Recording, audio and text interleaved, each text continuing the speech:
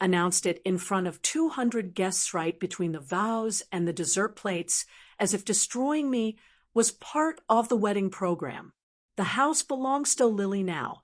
My mother's voice didn't tremble. My father nodded, as if signing paperwork. My sister, Lily, smiled with the kind of innocence only a person with a clean conscience could display. But the moment that split me open wasn't their betrayal. It was the way the crowd approved. Polite nods, a few soft claps, as if I had just donated a kidney, not 5 years of my life. I remember standing there holding a champagne flute that suddenly felt like a weapon. I didn't speak, not yet. Revenge tastes better when served after everyone finishes celebrating. I was 23 when they said it first time, "One day, this house will be yours." They said it casually, like passing down a family tradition. I had just gotten my first job.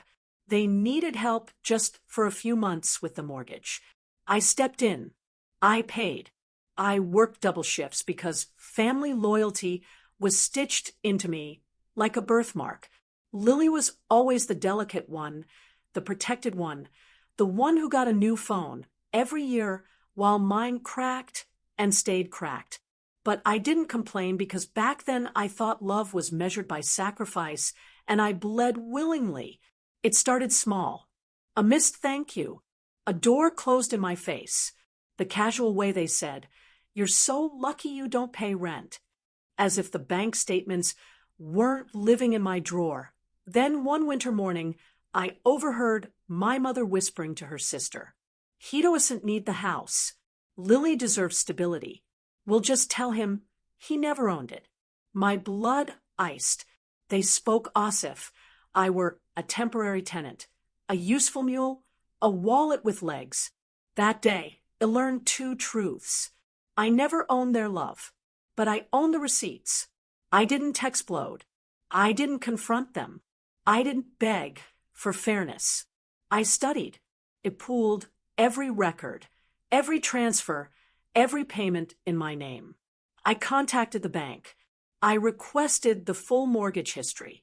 My 5 years of payments were listed plainly, undeniably, legally. Ownership was not emotional. It was mathematical. And I had the math. Their betrayal didn't weaken me. It crystallized me. I made a plan with the precision of someone who finally understands that mercy is a luxury. The night before Lily's wedding, my parents cornered me. They spoke with rehearsed sympathy. "Let's be reasonable. You already have a vacation house. My property," I corrected. They continued as if I hadn't spoken. "So, it makes sense for us to live there." I looked at them, really looked. Two people who had convinced themselves I existed to cushion their lives. "I'll think about it." I lied. And they believed me because they always believed two things: that I was soft. I would never push back. They were wrong twice. The execution. 2 days before the wedding, I filed the eviction notice. Legally sound, perfectly timed. I changed the locks on the vacation house, forwarded all property documents to my lawyer, prepared statements, dates, signatures, not emotional, just factual. I even arranged for the officers to wait quietly just outside the reception hall, a precaution. Revenge shouldn't interrupt cake unless necessary. At the wedding, when they made their announcement, I finally let myself speak. Calm, clear, every syllable a surgical cut. "No, the house is mine. Every payment was mine. And you, eloped at Lily, are entitled to nothing from me." The music didn't stop, but the room did.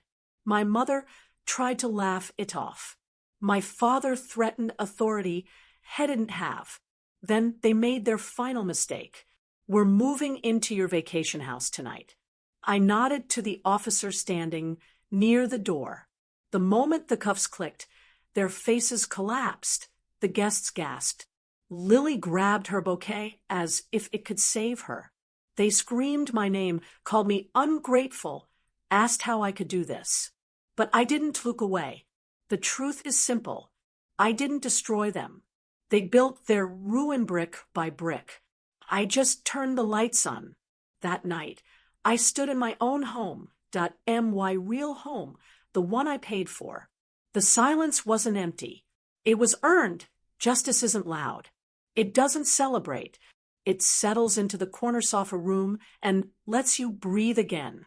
Miprins taught me one lesson. Well, family is not who shares your blood. Family is who doesn't drink it. They promised one day this house will be ours. They were right, just not in the way they expected.